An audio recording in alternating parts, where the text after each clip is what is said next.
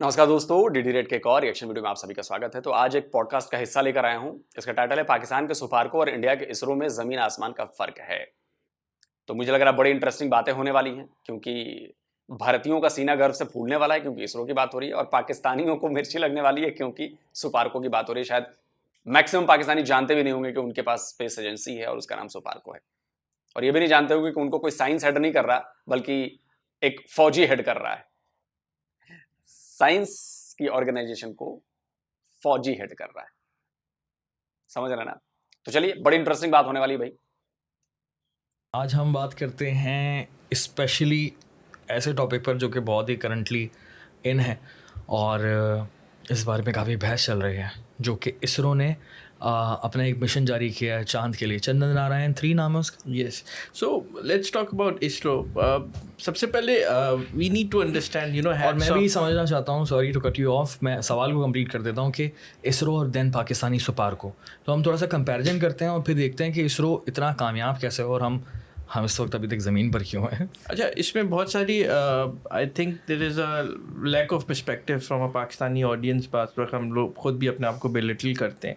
हर मुल्क का अपना there is First, I would like to say that there is no comparison between India and Pakistan as such economically and everything. Sparko was the Pakistan space program started in 1962. NASA trained most of the Pakistani because in 1955 Pakistan went into CENTO and the American Defense Pact. Okay. So NASA scientists trained most of the Pakistani space scientists. Okay. In early, late 50s. In 1962, we started Sparko, which was the Pakistan. India started probably in 1968. After us. And we were the first country we launched a rocket for I think we were the third, yes, we were the third country in Asia and 10th country in the world to send a space rocket unmanned in 1962. Reber 1 Sparko ने भेजा था. Okay. India launched later in 68, 69 जब formation के बाद अपना unmanned and then obviously. लेकिन यहाँ पर मैं ये बताना चाहूंगा कि इंडिया ने खुद का रॉकेट बनाकर भेजा था और पाकिस्तान ने खुद का रॉकेट बनाकर नहीं भेजा था। ये फर्क है। जो इसरो का बजट है right now is about $1.9 billion. Compared to Sparko, is around $36 million. Oh. So there is no comparison. ज़मीन आसमान का फर्क आ गया, लेकिन शुरुआत तो हमारी बहुत अच्छी थी. Because we were the American allies, funding came. But हमें एक चीज़ समझनी पड़ेगी. हमने Badr 1 पाकिस्तान ने भेजा with the Chinese. Then we sent another rocket later in late 90s. Badr 2 जो कि मतलब basically built in Pakistan, but obviously it didn't work out. But ISRO, hats off to the teams, from ISRO जो उन्होंने किया है. It's remarkable. As a South Asian, I'm so proud of ISRO for what they're doing. और याद रखिएगा ये 1.9 इसरो इस वक्त क्या कर रही है, जो कि मैं इस वक्त का कंपैरिजन देखना चाह रहा हूँ कि इस वक्त हम कितना पीछे हैं as a SUPARCO. First, you need to understand the space program India started. Just to give you a perspective, why a country needs a space program, it is very important. It's not that कि आप लोग दिखा रहे हैं कि चांद पे जा रहे हैं. बहुत सारे लोग इंडिया पे तनकीद भी करते हैं. India is a lower income group country and launching space rockets. India has a perspective, or India knows why it's sending it. Space and rocketry helps you understand not just space, but it's now a matter of national security. India, I'll take you back to the Kargil war. हुआ ये कि आपने GPS global positioning system का नाम सुना होगा, जो phone पे यूज़ करते हैं. द इंडियंस जब हमारे लोग ऑक्यूपाई कर रहे थे टाइगर हिल्स, सो कॉल्ड हमारे जो लोग थे, Indians bought in Bofors which were to actually shoot on the hilltops. Okay. They need कोई भी आर्टिलरी गन जो होती है उसे पोजीशन चाहिए होती है जिस पे आप सेट करते हैं GPS के थ्रू. और तो Indians were given American sets to which actually gives you a GPS location of enemy and yourself obviously. और फिर उसके लिए आर्टिलरी के लिए यूज़ होती है different position. for 3 days, the GPS for the Indian Army was not working, or it was not working. It was giving wrong signals. क्यों? Apparently, GPS is owned by an American company. The Americans came in and they wanted to delay a war. It somehow helped our Pakistanis because Americans बहुत pressure डाल रहे थे पाकिस्तानियों को पीछे वापस आने के लिए। देने के लिए. Indians were, bombarding them and killing them. So the Indian GPS got jammed for 3 days. India realized after Kargil war that they need their own GPS system. China did it, and I think China launched it in 2012 for the civilian, and Chinese military is using it since 2014 their own GPS system, Beyond or something like that. So Indians are on plan. तो सबसे पहले national security के लिए GPS system बहुत कितना ज़रूरी ज़रूरी है. India is on the verge of creating its own GPS अभी तक system. बनाया नहीं है लेकिन उन्होंने. I think it's work in progress. Probably they've made it and they've not launched it, but they're still checking it. But they have the hardware and the space to do it. बना लिया है sir. आप लोग जाके search करो, नाविक नाम से सर्च करो. और ये हम पूरी दुनिया के लिए अभी नहीं बना रहे हैं, हम सिर्फ इंडिया और इंडियन सब कॉन्टिनेंट के लिए बना रहे हैं. और सैटेलाइट्स हम भेज चुके हैं, काम चालू हो चुका है. आपको मैं ये भी अपडेट करा दूं कि अब जो हमारे फ़ोन्स हैं उनमें अब चिप लग के, नाविक वाली चिप लग के अब आने लगे हैं. और इसका फ़ायदा हमारे मछुआरे ऑलरेडी उठाने लगे हैं. तो बहुत सारी चीज़ें हो चुकी हैं, GPS चालू हो चुका है. और बहुत जल्द आपको, चूँकि ये बहुत टेक्नोलॉजिकल जो है, ये बहुत बड़ी एडवांसमेंट है. दुनिया में 4-5 कंट्री ऐसा कर पाई हैं, तो हमने कर लिया है. Secondly, obviously, the Americans during Trump administration, they formed the Space Force, which is the Space Army. So the Chinese have this capability, and the Americans has to hit satellite in the space. अगर आपकी और जो satellite जो होती हैं वो communication के लिए भी यूज़ आप कर रहे होते हैं इंडिजिनस अपनी. सेकेंडली आप वेदर प्रेडिक्शंस उससे कर रहे होते हैं. आप बहुत सारे दूसरे नेशनल सिक्योरिटी के काम जो कम्युनिकेशन के लिए होते हैं, जो अपना यूज़ कर रहे होते हैं. India is becoming a global power.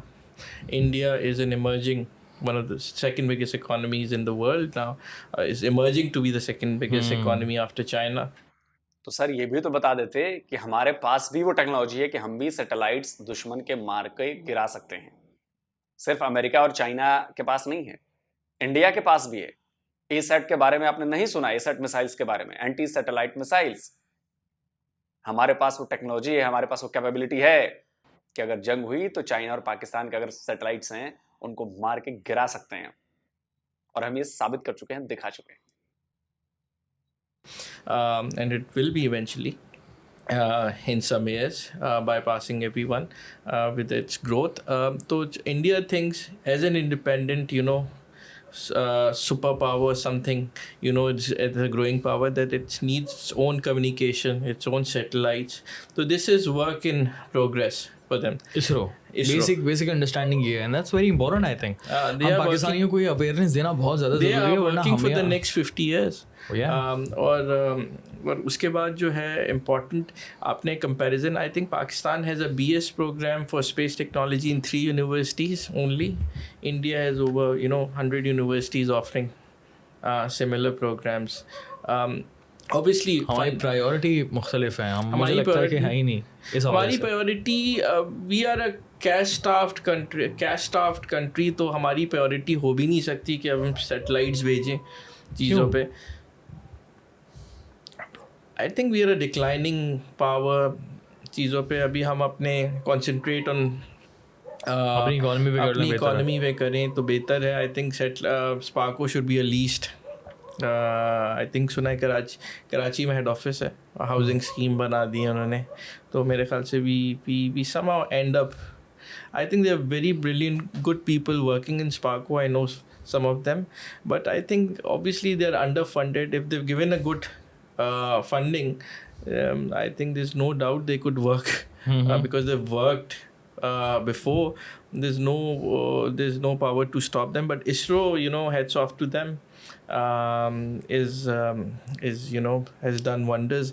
और ये एक बात याद रखनी चाहिए कि इसरो में ख़वातीन का एक बहुत बड़ा रोल है from अच्छा। South India, and I think that is a brilliant thing. It shows how people females have taken on this program. It's space is a lot of calculations and mathematics, physics involved in it, and I think Narendra Modi's government, BJP government, should be given full marks for ISRO and reviving.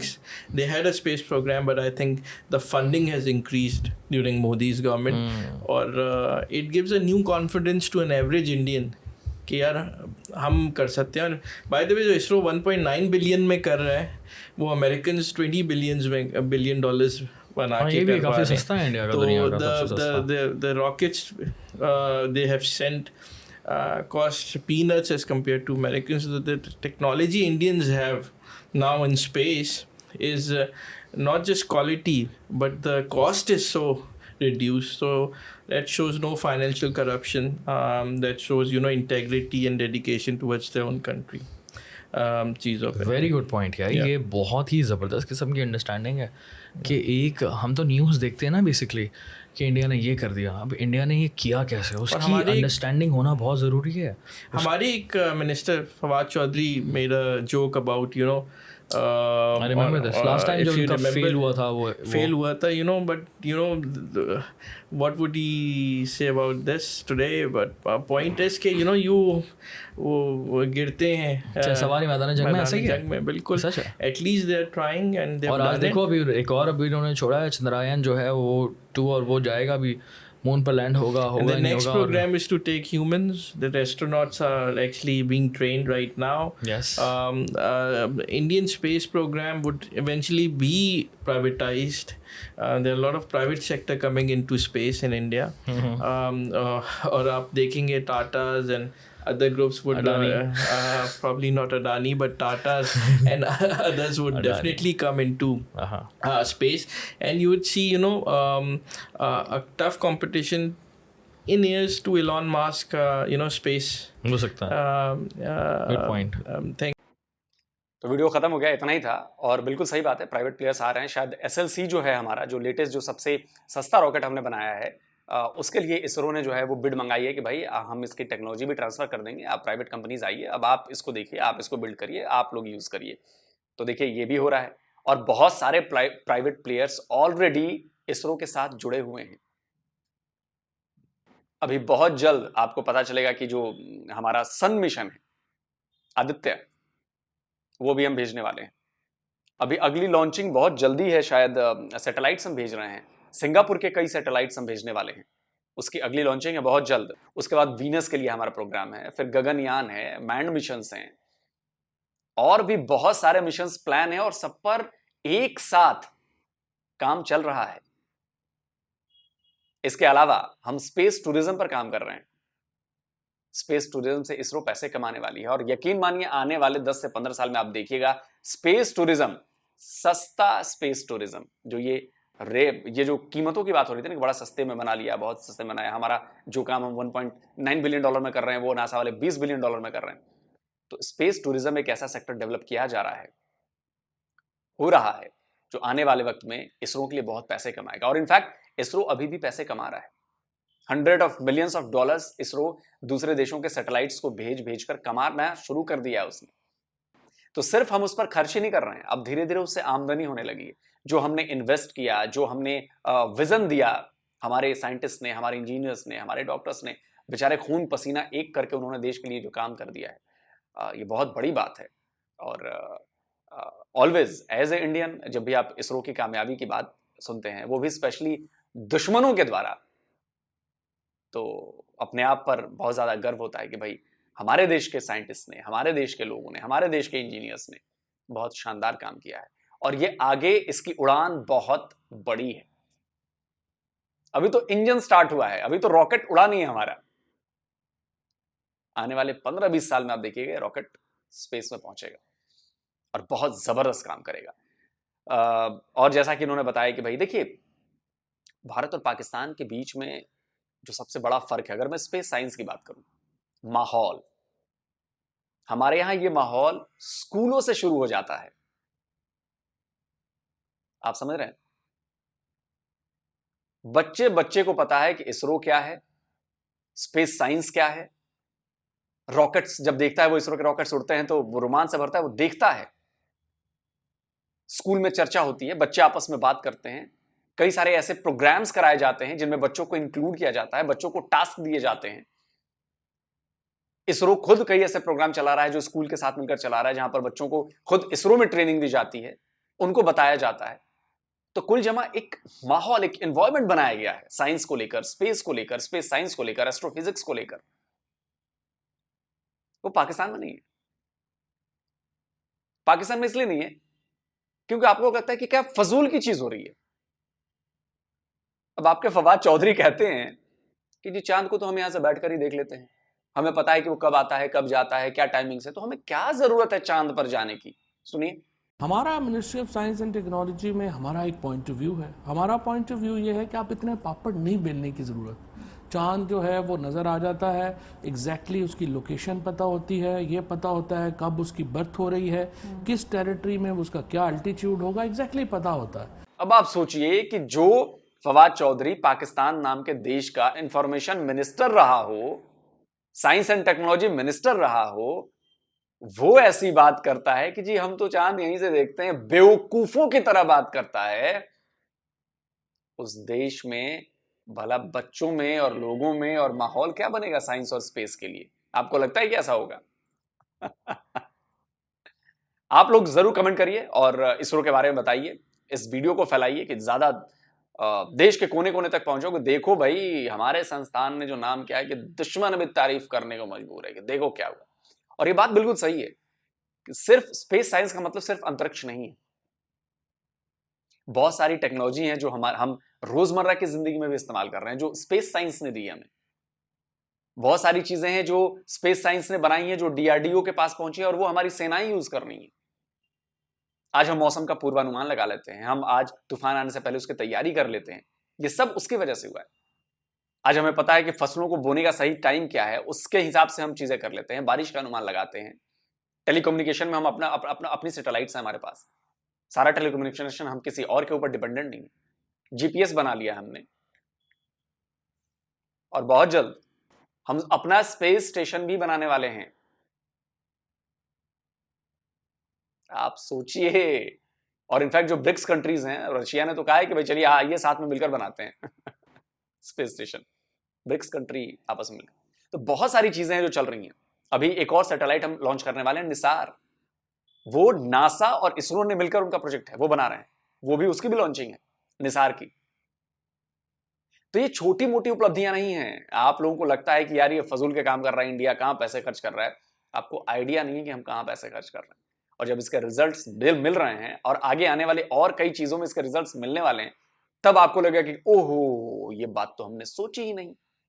अजी सोचेंगे कहां, जब आपके पास दिमाग होगा तब तो सोचेंगे। आपके दिमाग में तो नफरतें भरी। तो हमारे लिए अच्छा है भैया, नफरत सिखाते रहिए, नफरत बच्चों को पढ़ाते रहिए। हम अपने बच्चों को साइंस पढ़ाएंगे, हम अपने बच्चों को टेक्नोलॉजी पढ़ाएंगे, हम अपने बच्चों को मैथ पढ़ाएंगे, फिजिक्स पढ़ाएंगे, केमिस्ट्री पढ़ाएंगे, आर्ट्स पढ़ाएंगे, सब कुछ पढ़ाएंगे और हर चीज डेवलप करेंगे। जल्द मिलता हूं एक और नए वीडियो के साथ। नमस्कार, जय हिंद।